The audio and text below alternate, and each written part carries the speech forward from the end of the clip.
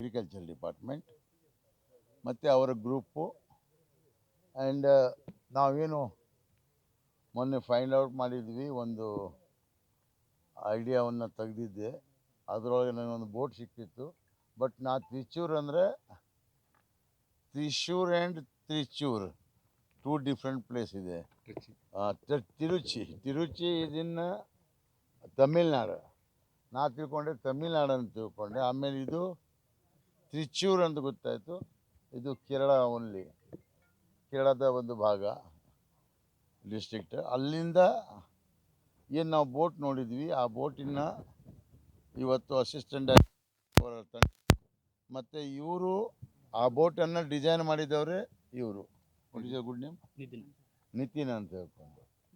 ನಮ್ಗೆ ಗೊತ್ತಿಲ್ಲದೆ ಇವತ್ತು ನಾವು ಇವ್ರ ಹತ್ರ ಹೇಳ್ತಾ ಇದ್ವಿ, ಯಾರ ಹತ್ರ, ನಮ್ಮ ಅಸಿಸ್ಟೆಂಟ್ ಡೈರೆಕ್ಟರ್ ಹತ್ರ. ನಾನು ಇವರಿಗೆ ಯಾರಿಗೆ ನಮ್ಮ ಉಡುಪಿಯಿಂದ ಈಶ್ವರಿಗೂ ಕರೆಸ್ತೇನೆ, ಮಲ್ಪೆ ಈಶ್ವರಿಗೂ ಕರೆಸ್ತೇನೆ. ಇಲ್ಲಿ ಬಂದರೆ ಪಾಪ ಅವರಾಗಿ ಖುದ್ದು ಇವತ್ತು ನೀರಿನ ಪೊಸಿಷನ್ ನೋಡ್ಲಿಕ್ಕೆ ಅವರು ಬಂದಿದ್ದು ನಮಗೆ ಭಾಳ ಸಂತೋಷ. ಈಗ ನಾವು ಏನು ಮಾಡ್ಬೇಕಂತಿದ್ದೇವೆ ಅಂತ ಹೇಳಿದ್ರೆ, ಆ ಮಷೀನ್ ಬಂದರೆ ಅದಕ್ಕೆ ನಮಗೆ ಡೈರೆಕ್ಟ್ ನೀರಲ್ಲಿ ತೊಗೊಂಡು ಹೋಗಲಿಕ್ಕೆ ಪಾಂಟೂನ್ ವ್ಯವಸ್ಥೆ ಏನು ಬೇಡ. ಅದರೊಳಗೆ ಸಣ್ಣ ಪಾಂಟೂನ್ ಇದೆ ಮತ್ತು ಸಣ್ಣ ಮಷೀನ್ ಇದೆ. ಆ ಸಣ್ಣ ಮಷೀನ್ ಅಂತ ನಾವು ಹೇಳ್ಬೋದು, ಅದಕ್ಕೆ ಕೆಲಸ ದೊಡ್ಡದು ಮಾಡ್ತದೆ ಅದು. ಅಂದರೆ ಆ ನೀರಲ್ಲಿ ಹೋಗಿ ಅಲ್ಲಿ ಏನು ಸಂಗ್ರಹಣೆ ಆದಂಥ ಮಣ್ಣೇನು ಉಂಟಲ್ಲ, ಅದು 15 ಫುಟ್ ತನಕ ನಾವು ಕೆರೆದು ಏನು ನೀರು ಗಟ್ಟಿಯಾಗಿದೆ ಒಂದು ಕಡೆಗೆ ಈಗ ಮಣ್ಣು, ಅದನ್ನು ಒಡೆದು ಕೊಡುವಂಥದ್ದು.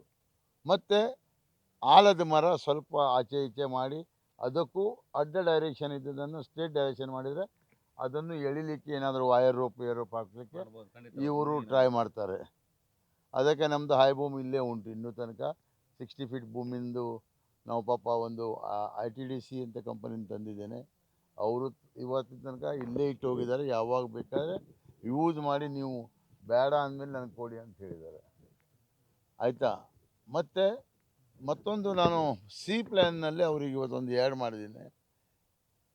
ಅಲ್ಲಿ ಡ್ರೆಜ್ಜಿಂಗ್ನಲ್ಲಿ ಒಂದು ಬೇರೆ ಒಂದು ಪಾರ್ಟ್ ಇರ್ತದೆ ನೀರಲ್ಲಿ. ಅದು ಏನಂತ ಹೇಳಿದ್ರೆ, ಅದು ಸಬ್ಮರ್ಸಿಬಲ್ ಪಂಪ್ 25 HP ಇಂದ 80 HP ತನಕ ಇರ್ತದೆ. ಆ 80 HP ಪಂಪ್ ಅಲ್ಲಿ ಇದೆ. ಅದನ್ನು ನಾವು ನೀರು ಒಳಗೆ ಹಾಕಿದರೆ ಆ ನೀರಿನಲ್ಲಿ ಇರುವಂಥ ಕಲ್ಲು ಮಿಶ್ರಿತ ಸಣ್ಣ ಸೈಜ್ ಮಣ್ಣು, ಕ್ಲೇ ಅಂದರೆ ಏನು, ನಾವು ಕಾಲು ಹಾಕಿದರೆ ಇವತ್ತು ಪಾಪ ಇವ್ರು ಹೇಳ್ತಿದ್ರು, ಕಾಲು ಹಾಕಿದರೆ ಕಡಿಮೆ ಅಂದರೆ ಒಂದು ಕಾಲಿಗೆ ಒಳಗೆ ಹೋಗ್ತದೆ ಅಂತ ಹೇಳ್ಕೊ ಮಣ್ಣೊಳಗೆ. ಅದನ್ನು ಸಹ ಏನು ಫೋರ್ಸಿಬಲಿ ನೀರಿನ ಒಟ್ಟಿಗೆ ತಂದು ಅದು ಸ್ಪ್ರೆಡ್ ಮಾಡ್ತದೆ.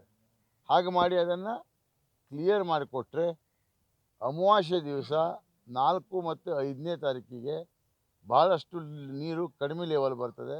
ಆವಾಗ ನಮ್ಮ ಈಶ್ವರ್ ತಂಡದವರು ಒಂದು 3-4 ಜನ ಅವ್ರದ್ದೇ ತಂಡದವರು ಬಂದು ಅವರಿಗೆ NDRF ಮತ್ತು SDRF ಇಂದ ಬೇಕಾದ ಸೌಲಭ್ಯವನ್ನು ಕೊಟ್ಟು, ಮತ್ತು ಇವರಿಗೂ ಸಹ ಬೋಟನ್ನು ಟೈಟಾಗಿ ಏನಾದರೂ ಹಿಡಿಬೇಕಾದ್ರೆ ಅದಕ್ಕೆ ಏನು ಆ್ಯಂಕರ್ ತರಬೇಕು ಅಥವಾ ಸಣ್ಣ ಫಂಟೂನ್ ಮತ್ತೊಂದು